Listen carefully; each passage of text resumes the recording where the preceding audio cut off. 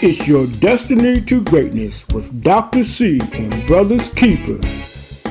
Today, owner of the Downunder Boxing Club and Expressive Threads, Ricky Sanabria Sr., next on Your Destiny to Greatness. And now, here are Dr. C and Brothers Keeper. Hello everyone and welcome to Your Destiny to Greatness. Dr. C here with Your Brother's Keeper. Yes. Good to have you. We're excited about our show. We have a very special guest today.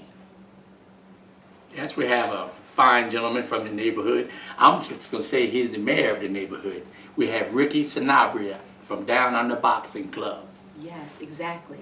And he's going to complement our show and add a little flavor to our topic today. Yes. Yeah, so we're going to talk a little bit about being busy with a purpose. Many times we get busy, but Yeah, we're at a standstill, but we're steady moving and getting nowhere. And wondering why we're so tired. Yeah, and done nothing when we're finished. Exactly. But when we're busy with a purpose, that means that we're working towards something.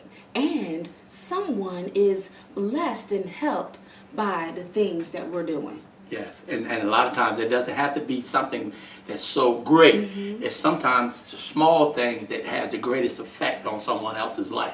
Exactly. But sometimes it can be great. It can be great to the people who are being affected by what we're doing.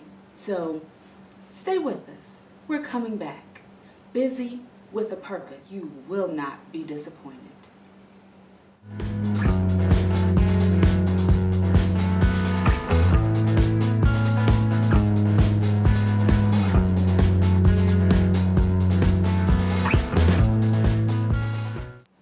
We're back, ladies and gentlemen, and as we promised, we have with us Ricky Sanabria from the Downunder Boxing Club. Welcome. Welcome. Hello, everybody. Well, we're so glad to have you, and thank you for taking out time to come and talk with us and our guest who's watching today. I'm glad to be here. Well, Brothers Keeper, he's been talking so much about what you do and what you just have the ability to do. But we want you to share a little bit about this Downunder Boxing Club. What can you tell me? Because I don't know too much about it. Okay, well, first off, I want to say it's a pleasure for Brothers Keeper to be in my life right now. This is a wonderful young man right here. The Downunder Boxing Club it's a organization that we kind of put together that for kids to be able to, that can't afford the $50 and the $75 gym. You know what I mean? Some parents can't even pay their phone bill. How they going to send their sons to a gym? And so we got our doors open for the neighborhood kids to come in and, you know, beat around on the bags and learn a craft at the same time. While they learn the craft, they're learning self-discipline. Their grades go up in school. They don't fight no more in school. They're not the bullies. That's not what we teach. We teach self-control. And not just young men, but young women. And we start training guys from 5 years old up to grown men. And sometimes I see even grown men needs a little bit of discipline from somebody, you know. As a troubled youth myself, single parent, growing up, I wish I had certain men in my life that showed me this and showed me that. And now I want to be that man in their life to show them men how to treat a young lady. Young ladies how to be respectful to young men. And it's a family. When they come in my gym, we have people that come in there that can't afford to pay the dues that we charge. It's only $25 a month. But the next man will say, well, I can pay $25, but here's $15 for her because she can't afford it. And another one will say, well, here's $50, I pay for myself, and I'll pay for this one that they can't afford it. And then the ones that don't get anybody to pay, they'll say, Coach, can I sweep the floor after the gym? Can I pick up the gloves after the gym? So we kind of fit everybody in. And we would like a bigger facility. We would like somebody that knows how to write grants, somebody that knows how to write nonprofit stuff to come in and kind of help us.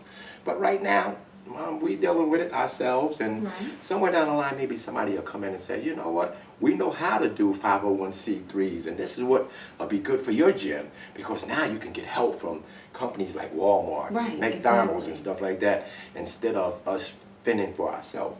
So it's definitely for boys and girls, is No what I'm problem. hearing. Yeah. Oh, that's exciting. Mhm. And I'm really excited about the help that these kids are able to get, because I see many kids crying out for help. So do you accept all year long, or what is the process for that if I wanted to? Yeah, well, send a kid? say if you had a young son that you wanted to go, and he was 9 or 10 years old, you would bring him in there. Maybe you'd sit with him the first day Okay. or the first 2 days and watch the workouts that we do, and he'll understand that it's hard. We got to do exercise. You're going to do push-ups. Yeah. You're going to do sit-ups. It's not an easy thing.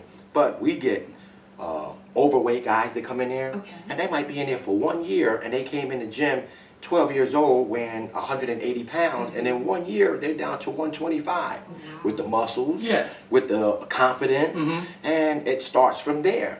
And as they start getting 13 and 14 years old, now you start seeing men being developed, real men that's going to be a power force in life Right. later on.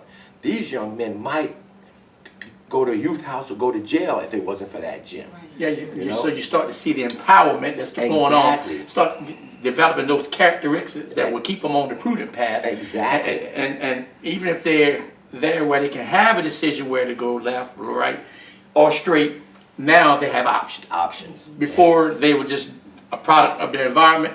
Once they get introduced to a new thing that might seem small at the moment, Exactly. And Big thing and grows from it. This is what I get from it. When I was growing up, I seen my dad work hard. Right. Work hard as a painter. Come home every day with paint all over his clothes, all over his hands. And he has a mediocre car. We do have a house that we live in, apartment or whatever.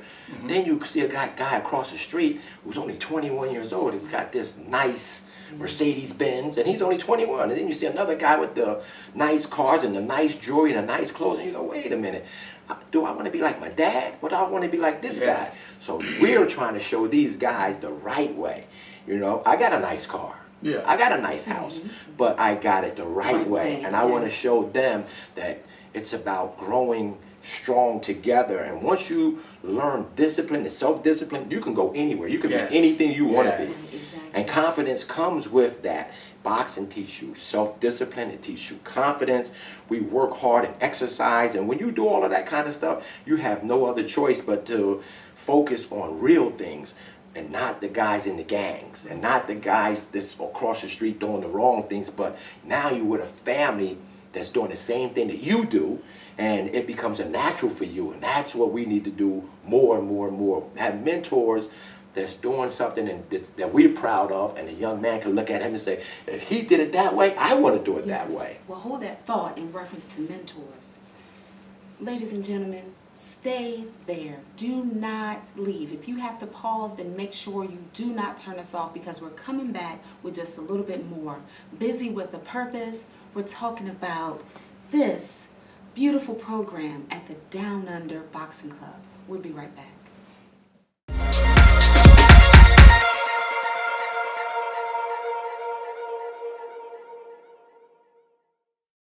We are back with Rick Sanabria talking a little bit more about the Downunder Boxing Club. So you had mentioned about mentors. You have several mentors or outside mentors. How does that process work? Well, when you come in the gym, say you start the gym at 14 years old, and you've been in the gym since you were 14, and now you're 18. Okay. So now you're 18, you've already been mentored by the people Okay. over you, Okay. and now it's your turn. Right. When we learned that when the guys come in the gym, they're new, and they look at this guy over here that's been 4 years, oh God, I can't wait to be like him. Right. He's like the greatest thing. His hands move fast, he knows the boxing stuff, Yes. and they can't wait to be like him. And they don't know that guy couldn't wait to be like his mentor. And his mentor couldn't wait to be like Right, his mentor. exactly. Yeah. And so it climbs like that. if we wasn't doing the right thing, it wouldn't be a lot of people there.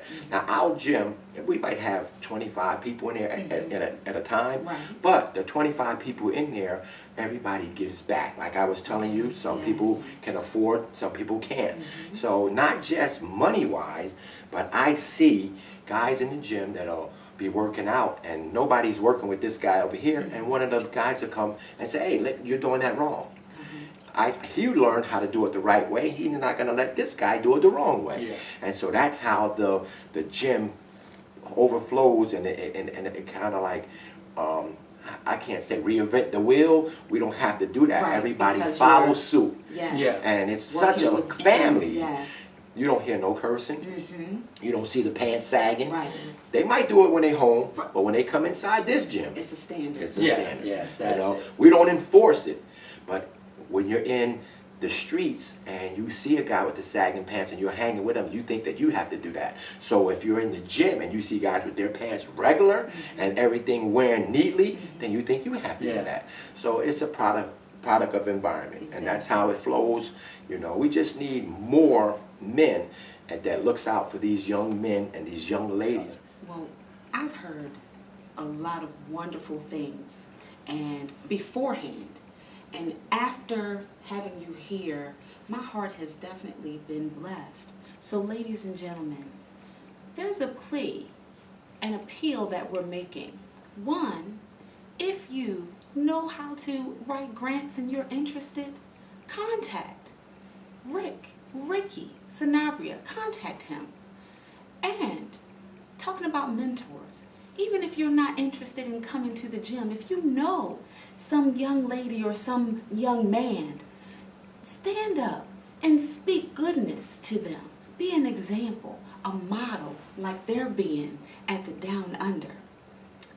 Now, we need to know where you're at. Give the location and we'll put it across the screen. And right now we're in Del Mar, Maryland, on the Maryland side. In Del Mar, we're at 102 Highland Avenue. It's maybe a 2,500 square foot building. It's not that big, but that's our gym. And it's not a fancy building. It's not going to be a building where there's a lot of equipment. When you come in there, it smells like a gym. Yeah. It is a gym. But they have the basics. But that we have everything that you need that the big gyms have. But most of the guys, Muhammad Ali, Joe Frazier, they came up in gyms just like mine. They didn't come up in the gyms with air conditioner and the floors and stuff is immaculate. They come up in there in the gym. When you come in there, this is a gym. And that's what our gym is like. That's what you're in there doing. Like. But what's there is love and discipline and care for these young people to help them be able to succeed in this real world. So I appreciate it, and I'm so glad that you took the time. If anybody have a son or a daughter and they want them to excel in life, it's not just about punching. They're not just there to be punching, they're there to learn. We have kids in there 3, 4 years old where their parent comes there but they don't have a babysitter. So we put them in the car seat, we face them towards the ring, and you can see them doing the little motions and stuff like that. After 3 or 4 years, when they come out of that and they start learning, I don't even have to teach them. They didn't already see everything. The whole time. Yeah, exactly. Yeah. Well, and that's how this program grows. we want that program to continue to grow. And you mentioned that people start off blind. We were blind to this program before you came, but we're so thankful. So ladies and gentlemen, give a shout out and a good, warm, hearty thank you to Mr. Ricky Sanabria for coming and sharing with us all about the Downunder Boxing Club. We'll be back.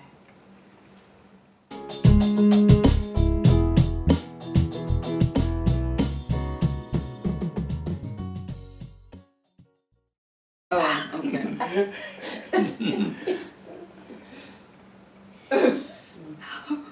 I'm ready. Okay. You got me laughing. Yeah. He's silly. All right, let's go.